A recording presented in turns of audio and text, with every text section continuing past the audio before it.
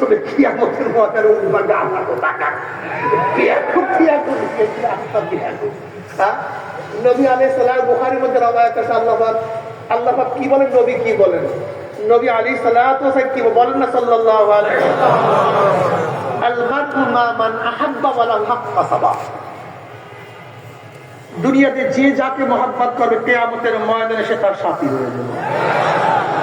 আস্তে করে সুবহানাল্লাহ। আল্লাহ পাক কালামে পাকের মধ্যে ফরমান, ইয়াউমা নাদউ কুল্লা উনাসিন বিইমামিহিম, ডাকা হবে কিয়ামতের ময়দানে প্রত্যেকটা মানুষকে তার নেতার সাথে। যারা বিএনপি করেন, ভালো এক কোরআনের আয়াত শুনাইয়া দিচ্ছে আল্লাহ পাকের শুকর। যারা বিএনপি করেন কিয়ামতের ময়দানে দেখবেন জিয়াউর রহমান সাহেব সামনে, খালেদা জিয়া বেচারি সামনে, তারেক সাহেব সামনে, অনুসারীরা পিছনে, নেতারা যেখানে আপনারাও সেখানে। যারা আওয়ামী লীগ করেন, ভালো কোরআনের আয়াত, কিয়ামতের ময়দানে দেখবেন শেখ সাহেব সামনে, শেখ হাসিনা সামনে, জয় সাহেব, চক্ষুলাল সামনে, অনুসারীরা পিছনে। তারা যেখানে যাবে আপনারা সেখানে চলে যাবে। কি মজার হাদিস না, মজার কোরআন না? যে যাকে নেতা মানবেন কিয়ামতের ময়দানে সে তার। কিন্তু আমাদের দেশের মানুষগুলির ভাবটাই তো মুনাফিকি ভাব, ভাবটাই মুনাফিকি। বিশ্বাস হয় না, দুনিয়াতে থাকবে তাদের সাথে, আর মনে মনে কল্পনা করে হুজুর কিয়ামতে থাকবে আপনাদের সাথে। বিশ্বাস করেন, কলেজে জিজ্ঞাসা করেন, প্রত্যেকে জিজ্ঞাসা করেন, হুজুর না কিয়ামতের ময়দানে, হুজুর না, হুজুর তাদের সাথে না। হুজুর কি আজীব মানুষ তোমরা, কি আজীব মানুষ। দুনিয়া তো যাদের সাথে, কিয়ামতে তাদের সাথে। সমস্যা কি? আর আমরা তো বিশ্বাস করি নবী আলাইহিস সালাতু ওয়াস সালাম নেতা বলছে, অন্য কাউকে নেতা মানি নাই। ওলামায়ে কেরামকে মহব্বত, অন্য কাউকে মহব্বত করি না। কিয়ামতের ময়দানে নবী আমাদের সামনে থাকবে, হক্কানি ওলামায়ে কেরাম আমাদের সামনে থাকবে, আমরা তাদের পিছনে থাকবো। তারা যেখানে যাবে আমরা সেখানে চলে যাবে ইনশাআল্লাহ। আমরা সবাই নবীর সেনা, আমরা সবাই রাসূল সেনা। আমার নেতা তোমার নেতা বিশ্ব নবী মুস্তাফা।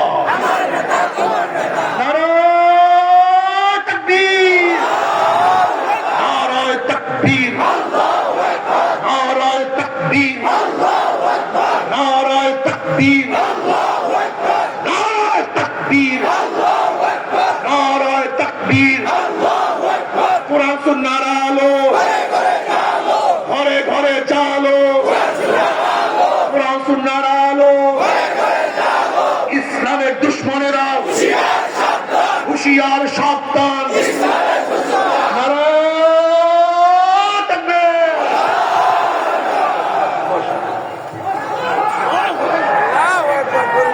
আমরা বড় মনে করি কাকে? অন্য কাউকে।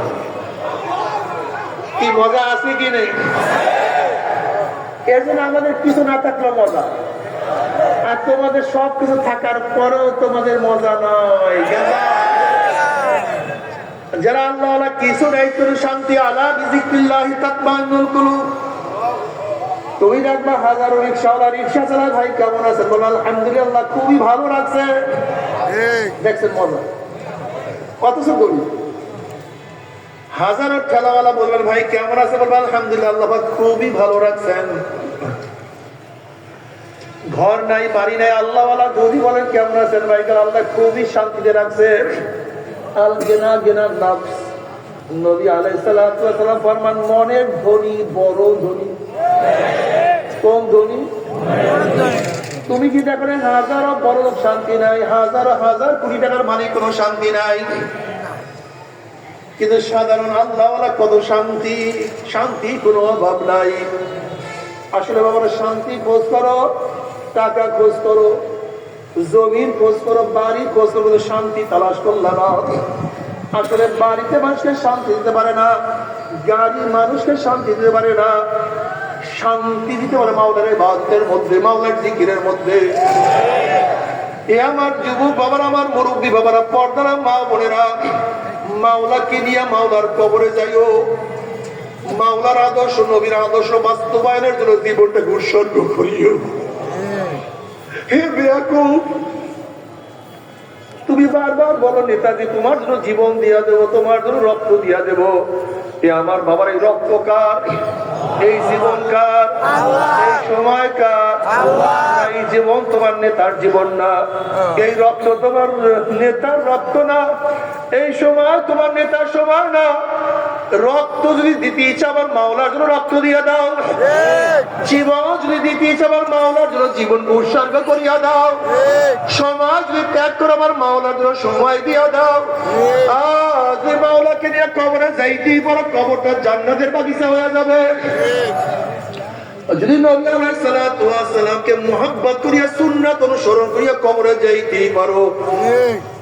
এক রওয়ায়াতের মধ্যে আছে নবী আলাইহিস সালাতু ওয়াস সালাম রওজার সাথে সূরা হইয়া যাবে, রাস্তা হইয়া যাবে। ফেরেশতারা প্রশ্ন করেন মান হাজার রাজুল, চেন ওই ব্যক্তিকে।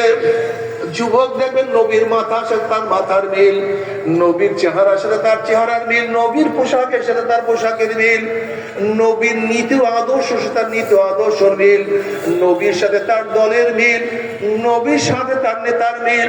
উম্মি বলবে যে আমার নবী জনাবে মুহাম্মদ রাসূলুল্লাহ সাল্লাল্লাহু আলাইহি ওয়াসাল্লাম, আমার মাওলা ডাক দিয়ে বলে কাজা সাদাকা দিন, আমার বান্দা সত্য কথা বলছে। আফরুশুল ফরাশ মিনাল জান্নাহ ওয়াল বিসু মিনাল জান্নাহ, এ ফেরেশতার বান্দা বান্দির গায়ের মধ্যে জান্নাতের পোশাক লাগায়া দে, জান্নাতের বিছানা বিছায়া দে, জান্নাতের নাজ নিয়ামত দ্বারা গোটা কবরটাকে ভরিয়া দে। আল্লাহ তুমি কবুল করিয়া নাও। কিন্তু আমার যুবক বাবারা, আমার উপর রাগ করিও না, আমার মুরব্বী বাবার আমার উপর বেজার হইও না। তুমি তোমার কবর রওনা করছো, আমি আমার কবর রওনা করছি। মান রব্বুকা ওয়া মা দীনুকা ওয়া মান নাবিয়ুকা, তোমার কাছে যেই প্রশ্ন আমার কাছেও সেই প্রশ্ন, ধনীর কাছেও যেই প্রশ্ন গরিবের কাছে একই প্রশ্ন, পীরের কাছে যেই প্রশ্ন মুরিদের কাছে একই প্রশ্ন, মালিকের কাছে যেই প্রশ্ন গোলামের কাছে একই প্রশ্ন। যদি প্রশ্নের উত্তর ঠিক মতো দিতেই পারো, কামিয়াব হয়ে যাবো। কিন্তু খোদা না কাস্তা, খোদা না কাস্তা, খোদা না কাস্তা। বাবার তুমি কেন বুঝো না? বড় পাতিলের মধ্যে ভাত দুই একটা চাপ দিলেই বোঝা যায় ভাত হয়েছে কি হয় নাই। ঠিক হাজারো আমলের মধ্যে দুই একটা প্রশ্ন করলেই বোঝা যায় ইমান ঠিক আছে কি নাই, এ আমল করছে কি করে নাই, এ কোন আদর্শের লোক ছিল, কোন নীতি আদর্শ পালন করছে। এই তিনটা প্রশ্নের মধ্যে সমস্ত কিছু হয়ে যাবে। জানি না অবস্থা কি। আল্লাহ জবাব দেওয়ার তৌফিক দিয়া দিও, সঠিক মতো জবাব দেওয়ার তৌফিক দিয়া দিও। কিন্তু বাবারা যদি জবাব নাই দিতে পারো, যুবকের দলেরা যখন নবীকে দেখে বলো মান হাজার রাজুল, চেন ওই ব্যক্তিকে। নাফরমান দেখবে নবীর মাথার সাথে তার মাথার কোনো মিল নাই, নবীর চেহারার সাথে চেহারার মিল নাই, নবীর দলের সাথে মিল নাই, নেতার সাথে মিল নাই। নাফরমান বলবে হা হা লাদরি, আমি ওনাকে চিনি না, ওনার সাথে আমার কোন সম্পর্ক নাই।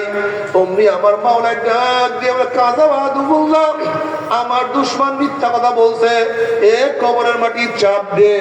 অমনি কবরের দুই পাশের মাটি এত জোরে চাপ মারবে, চাপের জোরে এক পাথরের হাঁটি আর এক পাথরে লাগাইয়া বলবে আল্লাহ সবাইকে মাফ করিয়া দাও, সবাইকে জবাব দেওয়ার তৌফিক দিয়া দাও। যদি আল্লাহ আল্লাহ রসুলকে খুশি করিয়া কিয়ামতের ময়দানে উঠতেই পারো, বুখারীর মধ্যে রওয়ায়াত আছে নবী আলাইহিস সালাতু ওয়াস সালাম ফরমান হে আমার উম্মতেরা, কিয়ামতের ময়দানে তিন জায়গায় আমাকে খোঁজ করিও। হাউজের কিনারে আমাকে খোঁজ করিও, মিজানের কাছে আমাকে খোঁজ করিও, পুসরাতের গোড়ায় আমাকে খোঁজ করিও। যারা নবী আলাইহিস সালাতু ওয়াস সালামকে অনুকরণ করিয়া কিয়ামতের ময়দানে উঠবা, আমার নবীর হাতে হাউজে কাউসারের পানি পান করতে পারবা। বুখারীর মধ্যে রওয়ায়াত আছে মান শারিবা লাম ইয়াজমা আবাদা, যেই ব্যক্তি এক পেয়ালা হাউজে কাউসারের পানি পান করবে 50,000 বছরের মধ্যে আর কোনদিন পানি পয়সা লাগবে না। আল্লাহ তুমি কবুল করিয়া নাও। নবী আলাইহিস সালাতু ওয়াস সালাম মিজানের কাছে দাঁড়ানো থাকবে, তার উম্মতদের ওজন দেওয়া শুরু করবে। যখনই কোনো গুনাহ ওজন করা শুরু করবো, আমার নবী সুপারিশ করবে মাওলাকে, এ তো যুবক, এ তো ছাত্র, এ তো স্কুলের ছাত্র, কলেজের ছাত্র, কলেজে পড়াশোনা করছে, এরপরে হাজারো গুনাহ থেকে বাঁচার চেষ্টা করছে, কিন্তু দুই একটা গুনাহ তো এখনো দেখা যায়। এর ঘরের মধ্যে গুনাহ, বাহিরে গুনাহ, এরপরে হাজারো চেষ্টা করছে, কিন্তু এখনো আমল নামায় দুই একটা গুনাহ দেখা যায়। মাওলা, এই গুনাহটাকে ওজন করিও না। আবার যখনই নেক